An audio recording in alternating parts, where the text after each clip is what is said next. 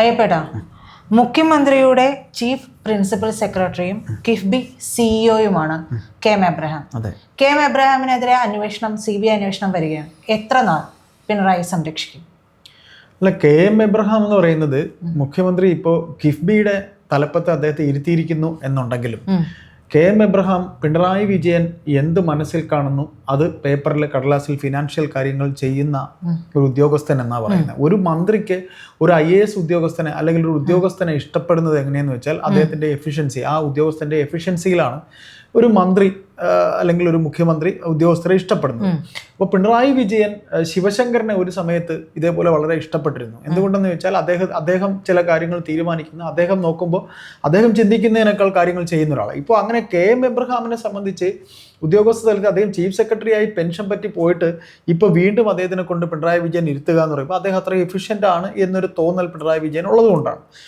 ഇപ്പോൾ എനിക്ക് തോന്നുന്നത് കെ.എം. എബ്രഹാമിനെതിരെ ഇത്രയും ഈ പറയുന്ന അലിഗേഷൻ ഉണ്ടായിരിക്കുന്ന സ്ഥിതിക്ക് CPM-നകത്ത്, അതായത് പാർട്ടിക്കകത്തൊരു സമ്മർദ്ദം, CPM-ൻ്റെ സംസ്ഥാന സെക്രട്ടേറിയറ്റിനകത്ത് സംസ്ഥാന ഘടകത്തിൽ ഒരു സമ്മർദ്ദം വരുന്നു, ഇദ്ദേഹത്തിനെ ഇരുത്തിയാൽ വിഷയമാകും എന്ന് വന്നു കഴിഞ്ഞാൽ മാത്രമേ ഇദ്ദേഹത്തിനെ മാറ്റാൻ സാധ്യതയുള്ളൂ. അതായത് ശിവശങ്കറിനെ അവസാന നിമിഷം വരെ CPM-നകത്തും LDF-നകത്തും, CPI പോലുള്ള സംഘടനകളൊക്കെ പറയുകയാണെങ്കിൽ, CPI പോലെ ബാക്കി LDF മുന്നണിക്കകത്തും ചർച്ചയാവുകയാണെങ്കിൽ പിണറായി വിജയൻ ഒരു ആശ്രിത വത്സലനായി, ഇപ്പോൾ അജിത് കുമാറിൻ്റെ കേസിലും ബാക്കി ഉണ്ടായിരിക്കുന്ന പല ശിവശങ്കരനും അവസാന നിമിഷം വരെ അദ്ദേഹം പിടിച്ചെടുത്താൻ നോക്കി. ഇപ്പോഴും ശിവശങ്കരനോട് അദ്ദേഹത്തിന് സ്നേഹമുണ്ട്. അപ്പോൾ അതുകൊണ്ട് അത് നമ്മൾ അടുത്തിടയ്ക്കൊരു സംസാരത്തിൽ പറഞ്ഞതാണ്. അതുകൊണ്ട് ഇപ്പോഴൊന്നും രാജി ഉണ്ടാകും എന്ന് നമ്മൾ കരുതണ്ട. എനിക്ക് തോന്നുന്നു തദ്ദേശ ഇലക്ഷൻ കഴിയുന്നത് വരെയും ഇതൊരു ഉദ്യോഗസ്ഥനാണ്, രാഷ്ട്രീയക്കാരനല്ല. അതുകൊണ്ട് ചിലപ്പോൾ പ്രൊട്ടക്റ്റ് ചെയ്യാനുള്ള സാധ്യതയുണ്ട്. അപ്പോൾ ഇവിടെ കെ.എം.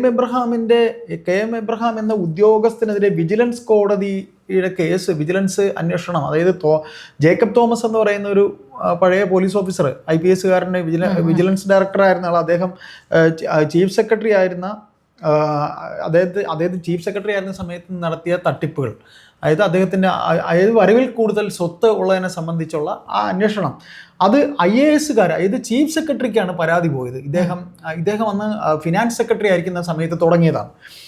അങ്ങനെ അതിനെ തടയിട്ടുകൊണ്ട് IAS-കാരെ കൂട്ടിക്കൊണ്ട് ജേക്കബ് തോമസ് വിജിലൻസ് നടത്തിയ അന്വേഷണത്തിന് അന്ന് തന്നെ ഇദ്ദേഹം ഉദ്യോഗസ്ഥ തലത്തിൽ, സർക്കാർ തലത്തിൽ തടയിട്ട ഒരാളാണ് ഇദ്ദേഹം. അപ്പോൾ ഇതിൽ ഈ പറയുന്ന രീതിയിൽ അന്ന് ജേക്കബ് തോമസ് എന്ന IPS-കാരൻ തുടങ്ങി വെച്ചതാണ് ഇദ്ദേഹത്തിനെതിരെയുള്ള അന്വേഷണം, സർക്കാർ പറഞ്ഞിട്ട് തുടങ്ങിയ അന്വേഷണം. ഇപ്പോൾ രണ്ടാമത് വന്നിരിക്കുന്ന ഇന്നലെ ഹൈക്കോടതി വിധി വന്നിരിക്കുന്നത് ജോമോൻ പുത്തമ്പുരയ്ക്കൽ നൽകിയിരിക്കുന്ന, അതായത് കെ.എം. എബ്രഹാമിനെതിരെ ഹൈക്കോടതിയിൽ അദ്ദേഹം നൽകിയ കേസ് 2018 ഈ കേസ് ഹർജി നൽകിയത് 2018. അപ്പോൾ അത് 2018 നൽകിയിട്ട് ഈ കേസ് ഒരു വർഷമായിട്ട്, അത് 2016 ആദ്യം കൊടുത്തത്, പിന്നീട് 2018 വീണ്ടും വന്നത്. അതായത് ഈ പറയുന്ന കെ.എം. എബ്രഹാം ഇപ്പോഴത്തെ മുഖ്യമന്ത്രി പിണറായി വിജയൻ SNC ലാവ്ലിൻ കേസിൽ പ്രതിയാകുമ്പോൾ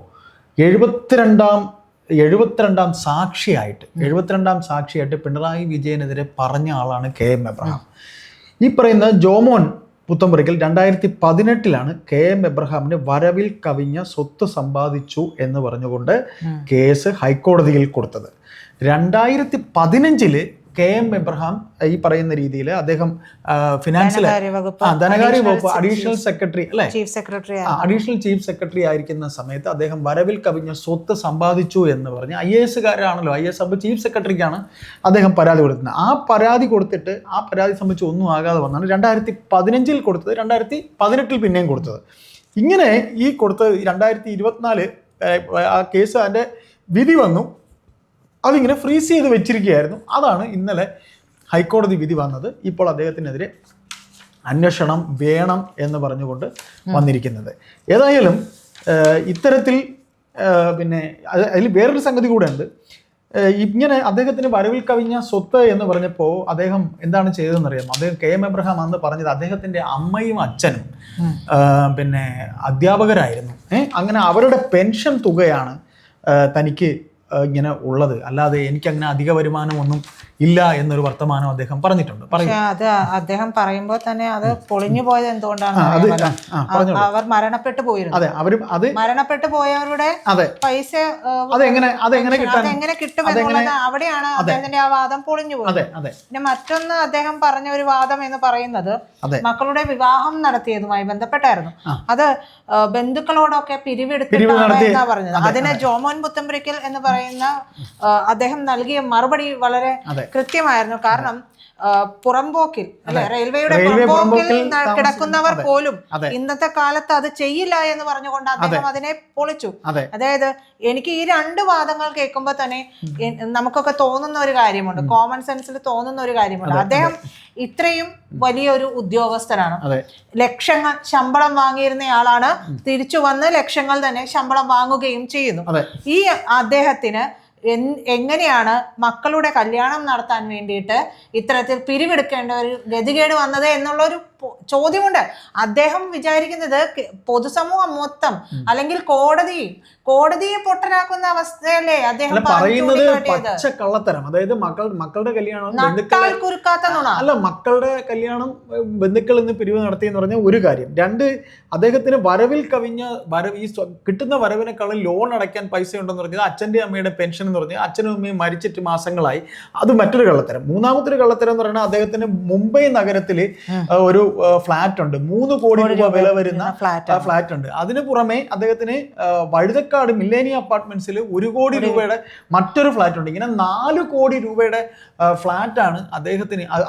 ഇങ്ങനെ കെട്ടിടം തന്നെ 4 കോടി രൂപയുടെ ഉണ്ട്.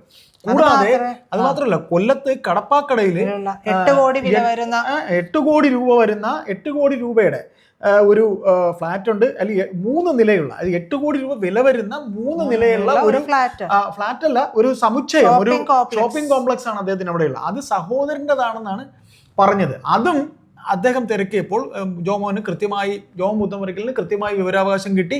അത് ഇദ്ദേഹത്തിന്റെ പേരിലുള്ളതാണ്. അങ്ങനെ ഇത്തരത്തിൽ അത് മാത്രമല്ല, അദ്ദേഹം ഈ IAS ഉദ്യോഗസ്ഥനായി കഴിയുമ്പോൾ ഈ കോഡ് ഓഫ് കോണ്ടാക്റ്റിൽ അത് 1 വർഷം, ഇത് ആ റൂള് പ്രകാരം 1968 ഒരു റൂൾ പ്രകാരം, റൂൾ 18 പ്രകാരം 10,000 രൂപയിൽ കൂടുതൽ ഇങ്ങനെ വരുമാനം ഉണ്ടായാൽ അത് കാണിക്കണം. അങ്ങനെ ആ അധിക വരുമാനം വന്നാൽ അത് കാണിക്കണം. അതൊന്നും അദ്ദേഹം ഈ ഇതുവരെ കാണിച്ചിട്ടില്ല. രണ്ട്, അദ്ദേഹത്തിൻ്റെ കുടുംബസ്വത്തിനെ കുറിച്ച് ചോദിച്ചപ്പോഴത്തേക്ക് ഇങ്ങനെ ചോദിച്ചപ്പോൾ എൻ്റെ ഭാര്യയ്ക്ക് ഡേ ടു ഡേ കാര്യങ്ങൾക്ക് മാത്രം ഉള്ള വസ്ത്രങ്ങളും മറ്റു കാര്യങ്ങളും മാത്രമേ ഉള്ളെന്ന് പറഞ്ഞു. ഷെറിൻ എബ്രഹാം എന്ന അദ്ദേഹത്തിന്റെ ഭാര്യയ്ക്ക് ഡെയിലി ഉള്ള ആവശ്യങ്ങൾക്കുള്ള വസ്ത്രങ്ങൾ മാത്രമുള്ള 100 പവന്റെ സ്വർണം ബാങ്ക് ലോക്കറിൽ അദ്ദേഹത്തിന്റെ ഭാര്യയുടേതായിട്ടുണ്ടായിരുന്നു. പിന്നെ ഡയമണ്ട് ആഭരണങ്ങളുടെ വൻ ശേഖരം അല്ലെ, അത് വേറെ ഉണ്ടായിരുന്നു. ഇങ്ങനെ അത് ഇത്തരത്തിൽ ഈ പറയുന്ന, അതായത് കോടതിയല്ല, ഈ അന്വേഷണ ഉദ്യോഗസ്ഥർ ചോദിച്ചതിനൊക്കെ തന്നെ നട്ടാക്കുരുക്കാത്ത പച്ച കള്ളമാണ് ഈ പറയുന്ന KM എബ്രഹാം നൽകിയിരിക്കുന്നത്. പിന്നെ 2 മക്കളുടെ കല്യാണം നൽകിയതിനെ പൊളിക്കുന്ന ഓരോരോ വാക്കിനെയും പൊളിക്കുന്ന എവിഡൻസ് ആണ്, തെളിവുകളാണ് ജോമോൻ പുത്തമ്പുരയ്ക്കൽ നൽകിയിട്ടുണ്ട്. കോടതിയിൽ നൽകിയതിന്റെ കോപ്പി തന്റെ കൈവശവും ഉണ്ട് എന്ന് അദ്ദേഹം പറയുകയും ചെയ്യുന്നു. തീർച്ചയായിട്ടും ഈ പറയുന്ന ഓരോ കാര്യങ്ങൾ, ആദ്യം വരവിൽ കവിഞ്ഞ സമ്പാദ്യം, അത് കിട്ടുന്ന വരുമാനത്തിനേക്കാളും ലോൺ അടയ്ക്കുന്ന കാശ് അച്ഛൻ്റെ അമ്മയുടെ എന്ന് പറഞ്ഞു, അത് പൊളിഞ്ഞു. വേറെ ഭാര്യ ഡെയിലി ഉള്ള കാര്യങ്ങളെ അങ്ങനെയുള്ള ഷെർലി എബ്രഹാം എന്ന തൻ്റെ ഭാര്യയ്ക്ക് അതേ ഉള്ളെന്ന് പറഞ്ഞത്, അതും പൊളിഞ്ഞു. ആഭരണത്തിൻ്റെ കണക്ക് വന്നു, പിന്നെ ഫ്ലാറ്റിൻ്റെ കണക്ക് വന്നു. അത് മുംബൈയിൽ ഏറ്റവും വിലപിടിപ്പുള്ള, ഏറ്റവും ഉന്നതർ താമസിക്കുന്ന ഫ്ലാറ്റിനൊക്കെ കോടികൾ വിലയുള്ള അവിടെ 3 കോടി രൂപയുടെ. പിന്നെ തിരുവനന്തപുരത്ത് വഴുതക്കാട് എന്ന് പറയുന്ന നഗരഹൃദയത്തിൽ അവിടെയും. പിന്നെ ഇങ്ങനെ ഇത്തരത്തിൽ അക്കമിട്ട് പറയാണെന്നുണ്ടെങ്കിൽ നിരവധി അനധികൃത സമ്പാദ്യത്തിൻ്റെ തെളിവുകളാണ് ഇപ്പോൾ KM എബ്രഹാമിൻ്റെ പേരിൽ വന്നിട്ടുള്ളത്. ഇതിൽ ഒന്നുകൂടെ നമുക്ക് വായിക്കാം. അതായത് 1988 മുതൽ 1994 വരെയുള്ള കാലയളവിൽ അദ്ദേഹത്തിൻ്റെ പ്രോപ്പർട്ടിയെ സംബന്ധിച്ച സ്റ്റേറ്റ്മെൻറ്റ് വേണമെന്ന് പറഞ്ഞപ്പോൾ അദ്ദേഹം വന്ന് US എന്ന് പറഞ്ഞെന്നുണ്ടെങ്കിൽ നിങ്ങൾ അതിൻ്റെ ഡീറ്റെയിൽസ് വേണമെന്ന് പറഞ്ഞപ്പോൾ അന്ന് ഇമെയിൽ ഇല്ലായിരുന്നുണ്ട്. ഇമെയിൽ 1971 മുതൽ ഇമെയിൽ ശരിയാണ്. പക്ഷേ അതിനി ഓഫീസുകളിലേക്കൊന്നും വന്നിട്ടില്ല എന്ന് തന്നെ വിചാരിക്കാം. പക്ഷേ ഒരു രജിസ്റ്റേർഡ് ആയിട്ട് ഒരു കവറിൽ ഈ സംഭവങ്ങൾ അയക്കാൻ പറ്റില്ല. അന്നും എല്ലാ തരത്തിലുമുള്ള എല്ലാ വകുപ്പുകളിലേക്കുമുള്ള അന്തർദേശീയ തലത്തിൽ വരെയുള്ള നീക്കുപോക്കുകൾ ഇത്തരത്തിൽ തന്നെയല്ലേ നടന്നുകൊണ്ടിരുന്നത്. അപ്പോൾ ഈ ഒരു ഉദ്യോഗസ്ഥന് മാത്രം എങ്ങനെയാണ് ഈ കാര്യം ചെയ്യാതിരിക്കാൻ പറ്റുന്നത്? അപ്പൊ അദ്ദേഹം അത് പറഞ്ഞതും പൊളിഞ്ഞു എന്നുള്ളത് വ്യക്തമാണ്. അതെ, ഏതായാലും ഇപ്പോൾ ശിവശങ്കറിനെ രക്ഷിക്കാൻ ശ്രമിച്ചു, അത് ആകെ നാശകോശമായിട്ട് ശിവശങ്കറിന് ഇറങ്ങി പോലീസ് അറസ്റ്റും കാര്യങ്ങളൊക്കെ വന്നു.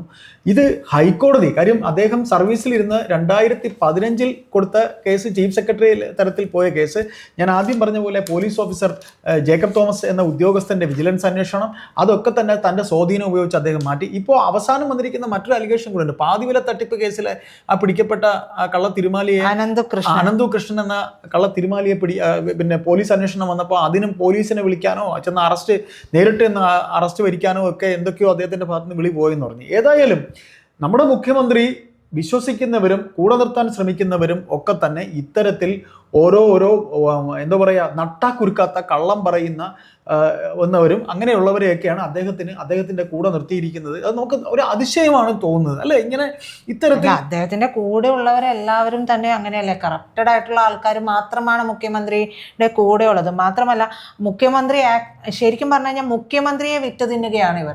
ഉദ്യോഗസ്ഥർ, അതായത് ഇവർ എന്തെങ്കിലും നടത്തുമ്പോൾ അതിൽ നിന്നൊരു നക്കാപ്പിച്ച മുഖ്യമന്ത്രിക്ക് കിട്ടിയാലും മതി എന്നുള്ളൊരവസ്ഥയിലേക്ക് കൂടി ഇപ്പൊ കാര്യങ്ങൾ പോകുന്നുണ്ട് എന്നാണ്. 4 ലക്ഷം രൂപയാണ് അദ്ദേഹത്തിന്റെ വരുമാനം വരുന്നത് ഒരു മാസത്തെ. അദ്ദേഹത്തിന്റെ ശമ്പളം 4 ലക്ഷം.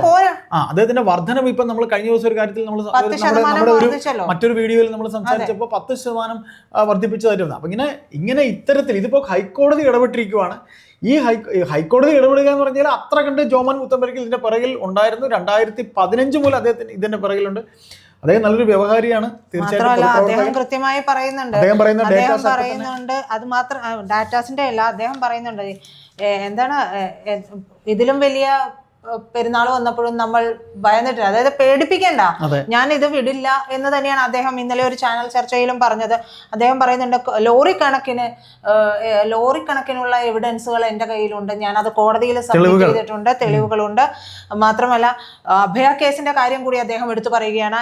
അഭയ കേസിൽ 3 തവണ മാറ്റിവെച്ചു, പക്ഷെ വീണ്ടും അദ്ദേഹം ഇറങ്ങിത്തിരിച്ചു, അതിന്റെ സത്യം കണ്ടെത്തി ശിക്ഷിക്കപ്പെടുന്നത് വരെ അദ്ദേഹം നിന്നു എന്നുള്ളതാണ്. അപ്പോൾ അദ്ദേഹത്തെ അങ്ങനെ ഉടുക്ക് കൊട്ടി പേടിപ്പിക്കാനൊന്നും അദ്ദേഹത്തെ നടക്കില്ല എന്ന് അദ്ദേഹം ഇപ്പോഴും ആർജവത്തോടു കൂടി തന്നെ പറയുന്നു. അദ്ദേഹം ഇതിന്റെ ഒരറ്റം മുഖ്യമന്ത്രി രക്ഷിക്കാൻ ശ്രമിക്കുമ്പോഴും ജോമോൻ പുത്തൻപുരയ്ക്കൽ എന്ന് പറയുന്ന പൊതുപ്രവർത്തകൻ ഇതിന്റെ അവസാനം കാണും വരെ തന്നെ പോരാടുമെന്ന് തന്നെയാണ് അദ്ദേഹം ഇന്നലെ ഒരു ചാനൽ ചർച്ചയിൽ കൂടി പറഞ്ഞത്. ഏതായാലും പൊതുസമൂഹം അങ്ങനെ പ്രതീക്ഷിക്കുന്നുണ്ട്. അതെ.